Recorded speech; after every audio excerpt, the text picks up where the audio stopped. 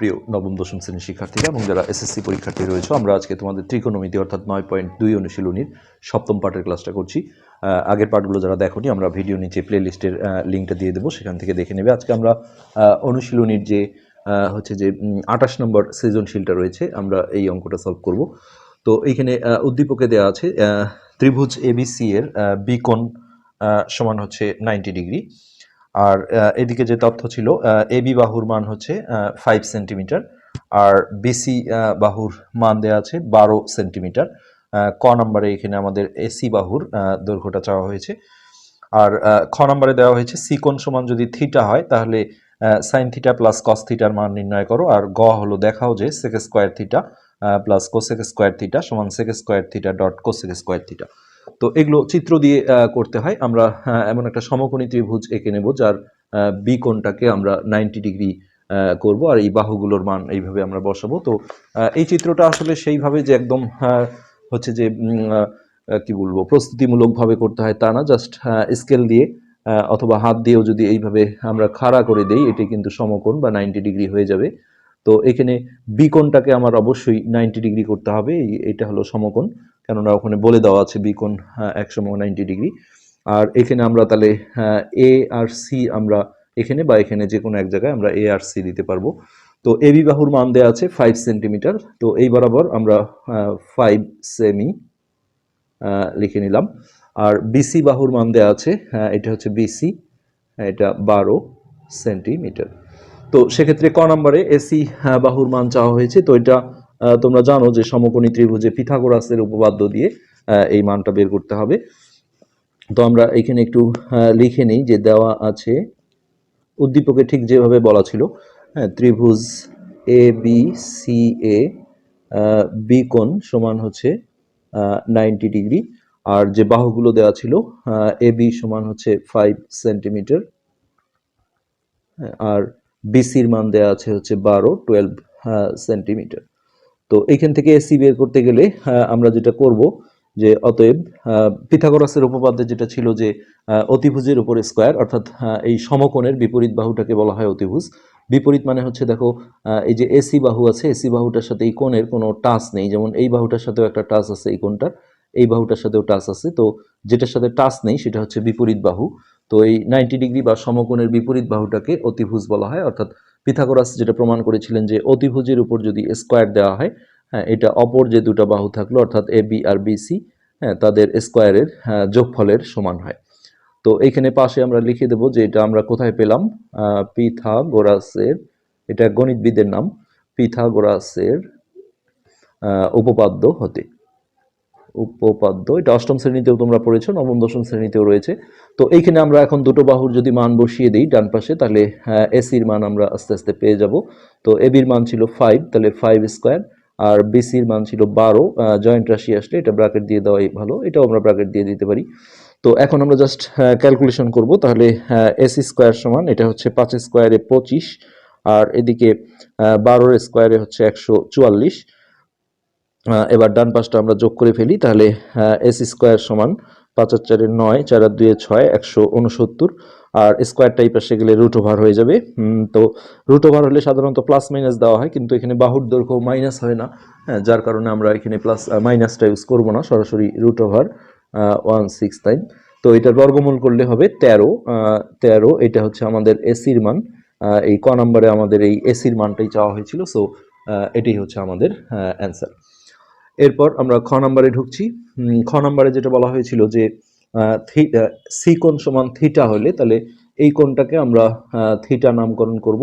আমরা ওই চিত্রটাই আর একবার এঁকে নেই, তাহলে আমাদের অঙ্কটা করতে সুবিধা হবে। ঠিক একইভাবে নাম দেব, এটা ছিল বি, এটা এ, আর এটা সি। তো আমরা সিটা এখানে বা এখানে যে কোনো একটা এক জায়গায় দিতে পারি 90 ডিগ্রি ছাড়া। তো আমরা যেহেতু আগের ক নম্বরে এখানে দিয়েছি, তো এই সি কোণটা সমান হচ্ছে থিটা। আর এদিকে আমাদের এ বি ছিল 5 আর বিসি ছিল 12, আর এসির মান আমরা ক থেকে নিয়ে আসলাম, এটা হচ্ছে 13 সেন্টিমিটার। তো এবার আমরা যেটা বলবো যে দেওয়া আছে হচ্ছে যে এ বি সমান 5 সেন্টিমিটার, তারপরে বিসির মানটা আমরা নেব, বিসি হচ্ছে 12 সেন্টিমিটার, আর ক হতে আমরা এসির মানটা তুলে নিয়ে আসব। ক হতে এসি এসি আমরা পেয়েছিলাম হচ্ছে 13 এসি সমান 13 সেন্টিমিটার। আর সি কোণটাকে ধরে দেওয়া হয়েছে হচ্ছে থিটা, আমরা সেটাও এখানে লিখে ফেললাম। তো এবার আমরা যেটা করব সেটা হচ্ছে যে আমাদের এখানে সাইন থিটা প্লাস কস থিটার মান চাওয়া হয়েছে। তো এগুলো সূত্র দিয়ে করতে হবে। সাইন থিটার মান, সাইনের যে সূত্র আছে সেটা হচ্ছে বিপরীত বাহু বাই অতিভুজ, অর্থাৎ এখন আমাদের এই সি কোণটার সাথে সম্পর্ক, যেহেতু এখানে থিটা বলা হয়েছে, যেটা সি কোণকে থিটা ধরে দেওয়া হয়েছিল। তো এই সি কোণ বা থিটা কোণের হচ্ছে বিপরীত বাহু বলতে দেখো এখন এই যে এবি বাহুটা হচ্ছে তার বিপরীত বাহু, কেননা এবির সাথে এই কোণটার কোনো টাচ নেই। হ্যাঁ, তাহলে বিপরীত বাহু হচ্ছে এবি, আর অতিভুজ হচ্ছে যেটা সমকোণের বিপরীত বাহু অর্থাৎ এসি। তাহলে আমরা সেই সূত্রে এবি বাই এসি লিখে ফেলবো। তারপরে আমরা যেটা করব যে এবি বাহুর যে মানটা ছিল অর্থাৎ 5, এটা এবির জায়গায় বসাবো, আর এসি বাহুর মান ছিল 13। হ্যাঁ, এই তো এর সাথে আমাদের কস থিটা তার প্রয়োজন হবে। কস থিটার সূত্র হচ্ছে সন্নিহিত বাহু বাই অতিভুজ। তো সন্নিহিত বাহু মানে হচ্ছে এই কোণটার সাথে কানেক্টেড হতে হবে, যেমন এই বাহুটাও কানেকশন আছে, এই বাহুটারও কানেকশন আছে, কিন্তু অতিভুজটা কখনো সন্নিহিত বাহু হয় না। সো বিসিটা হচ্ছে এই সি কোণ বা থিটা কোণের সন্নিহিত বাহু। তাহলে এই সন্নিহিত বাহু বাই অতিভুজ হচ্ছে এসি। তো এখানে মান বসালে বিসির মান হচ্ছে আমাদের 12, আর এসি অতিভুজের মান হচ্ছে 13। এরপরে আমরা এখানে প্রদত্ত রাশি লিখে ফেলবো, যেটা sine theta plus cos theta মান চাওয়া হয়েছিল। প্রদত্ত রাশি হচ্ছে আমাদের sine theta plus cos theta. এবার এই মান দুটো আমরা বসাবো। সাইন থিটার মান হচ্ছে 5/13 প্লাস কস থিটার মান হচ্ছে 12/13। তো ভগ্নাংশের যোগ বিয়োগ তোমরা জানো লসাগু করে করতে হয়, সেক্ষেত্রে এই একই সংখ্যার লসাগু এটাই হবে 13। 13কে 13 দিয়ে ভাগ করলে একবার যায়, 1 দিয়ে উপরে গুণ করলে এটা 5 হবে। ঠিক একইভাবে এটা দিয়ে ভাগ করলে একবার যায়, 1 দিয়ে এটাকে গুণ করলে 12ই হবে। এবার উপরে আমরা যদি যোগ করি তাহলে হবে 17, আর নিচে 13 থাকলো, 17/13। এটাই হচ্ছে আমাদের এটা আমরা চাইলে মিশ্র ভগ্নাংশ বা সমস্ত করে দিতে পারি, না করলেও কোনো সমস্যা নেই। তো এটি আমাদের খ নাম্বার যে কোশ্চেনটা ছিল সেটার অ্যান্সার। তো এরপরে আমরা গ নাম্বারটা দেখি। গ নাম্বারে যেটা বলা হয়েছিল যে দেখাও যে sec square theta plus cosec square theta সমান sec square theta dot cosec square theta. তো এটাও আমরা এই বাহুর আঙ্গিকেই আমরা এটা করব। আমরা গ নাম্বারে আবারও আমরা যদি চিত্রটা এঁকে নেই তাহলে আমাদের অঙ্কটা করতে সুবিধা হবে। ঠিক একই রকম আবারও আমরা চিত্রটা নিলাম, যেখানে বি কোণটা আমাদের ছিল 90 ডিগ্রি, এখানে আমরা এ দিয়েছিলাম আর এখানে সি। তো উদ্দীপকে যে এবি বাহুর মান দেওয়া ছিল সেটা হচ্ছে 5, আর বিসির মান ছিল 12, আর এসি আমরা কয়ে বের করে নিয়েছিলাম যেটা হচ্ছে 13। তো এই আমরা এখন যদি এটা লিখি যে দেওয়া আছে এবি, আর এই কোণটা আমাদের থিটা ধরা ছিল। তো এবি সমান হচ্ছে 5 সেমি, তারপর বিসি সমান হচ্ছে 12 সেমি, আর আমরা ক থেকে নিয়ে আসবো হচ্ছে এসির মানটা। ক হতে এসি সমান হচ্ছে 13 সেমি। তো এইখানে আমাদের যেটা প্রমাণ করতে বলেছে সেখানে সেক আর কোসেক রয়েছে। তো আমরা সেক থিটার মানটা বের করব। সেক থিটা, এখানে থিটা মানে হচ্ছে সি কোণ।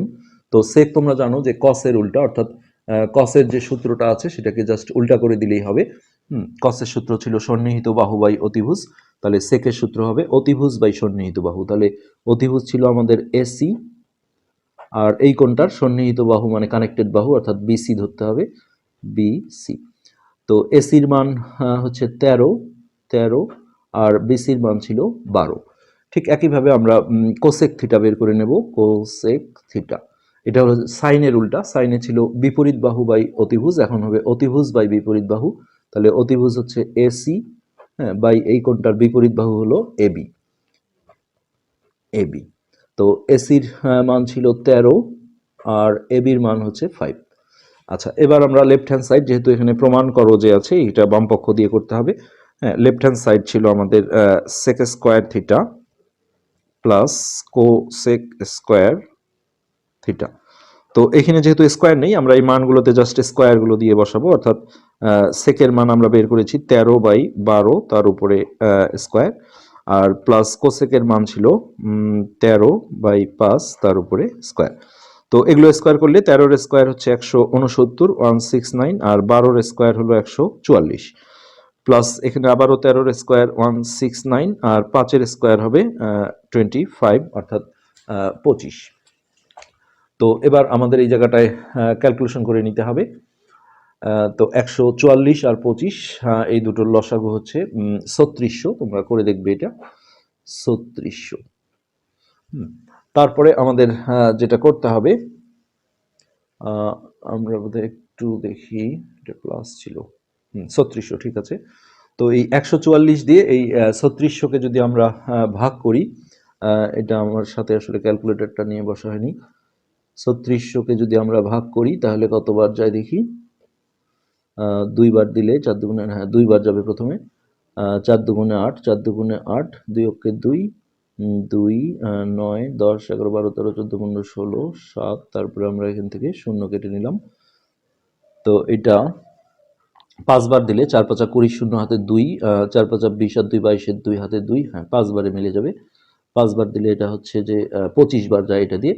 তারপরে 25 দিয়ে আবার 169-কে গুণ করে নিতে হবে, যেটা ভগ্নাংশের যোগের নিয়ম। এটা দিয়ে ভাগ করে সেই ভাগফল দিয়ে উপরে গুণ করা, অর্থাৎ এটা 5 নং 45-এর 5 হাতে 4, 5 6 30, 30 আর 4 34-এর 4 হাতে 3, 5 অক্ষে 5 আর 3 8, 1 ঘর কাটা, 9 দুগুণে 18-র 8 হাতে 1, 6 দুগুণে 12 আর 1 13, 3 হাতে 1, 2 অক্ষে 2 রেখে 3, 5 8 4 12-র 2 হাতে 1, 8 আর 1 9, 9 3 12-র 2 হাতে 1, 3 আর 1 4। তোমরা ক্যালকুলেটরে এটা করে ফেলবে, তাহলে 4225, 4225। তো এরপরে 25 দিয়ে এটাকে ভাগ করে তোমরা দেখবে 144 বার যায়, আর 144 আর এই সংখ্যাটা গুণ করলে যেটা হবে 24,336। তো এই এখন উপরের সংখ্যা দুটো আমরা জাস্ট এটা যোগ করে দেব। হ্যাঁ, যোগ করলে আসবে হচ্ছে 28,561 বাই নিচে ছিল 3600। তো এটা কোনো কাটাকাটি হয় না, সো এটাই লেফট হ্যান্ড সাইডের ক্যালকুলেশন। আর ডান পক্ষ বা রাইট হ্যান্ড সাইডে যেটা ছিল সেই মানটা আমরা আগে তুলে নিই প্রদত্ত রাশির। তো এখানে রাইট হ্যান্ড সাইডে আমাদের দেয়া ছিল সেক স্কোয়ার,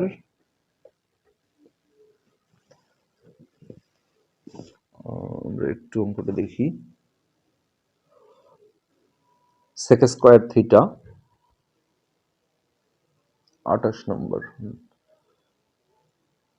সেক স্কোয়ার থিটা ডট হচ্ছে cosec square, cosec square theta, theta. তো এখানেও আমরা ওই যে মানগুলো বের করে রেখেছি সেই মানগুলো জাস্ট বসিয়ে দেব। সো এখানে সেক থিটার মান যেটা ছিল আমরা যেটা বের করেছি 13/12, তার উপরে স্কোয়ার ডট কোসেক স্কোয়ারের, কোসেকের মান ছিল আমাদের 13/5, তার উপরে স্কোয়ার। তো এবার 13-র স্কোয়ার করলে 169/12-র স্কোয়ারে হচ্ছে 144, হ্যাঁ ডট এটা 13-র স্কোয়ারে 169 বাই এটা 5-এর স্কোয়ারে হচ্ছে 5 5 25। তো এবার আমাদের এই লবের সাথে লব আর হরের সাথে হর এগুলো গুণ করে বসাতে হবে। তো 144 আর 25 গুণ করে হবে 3600, আর এই দুটো গুণ করলে যেটা হবে 169 গুণন 169। তো এটা 9 9 81 1 হাতে 8, 6 9 54, 55 56 57 58 59 60 61 62, 2 হাতে 6, 9 9 9 6 15, 1 ঘর কাটা, 6 9 54 54, 4 হাতে 5, 6 6 36 37 38 39 40 41, 1 হাতে 4, 6 6 4 10, তারপর 2 ঘর কাটা, এটা ক্যালকুলেটরেই করবে। 1 দিয়ে গুণ করলে 9 6 1, তো 1 4 আর 2 6, 9 আর 5 14, 14 আর 1 15, 5 হাতে 1, 6 আর 1 7 আর 1 8, 1 আর 1 2, অর্থাৎ 28,561, 28,561। তো এই যে আমাদের দেখো এটা একই চলে আসছে। তো এখন আমরা ফিনিশিং দেব লেফট হ্যান্ড সাইড সমান সমান রাইট হ্যান্ড সাইড। তো ওইখানে দেখাও যে ছিল, সো আমরা এখানে বলে দেব দেখানো হলো, আর প্রমাণ করো যে বললে লিখতে হয় প্রমাণিত। তো তো এটি ছিল আজকের পাঠের আলোচ্য বিষয়। আজকে এ পর্যন্তই। ধন্যবাদ।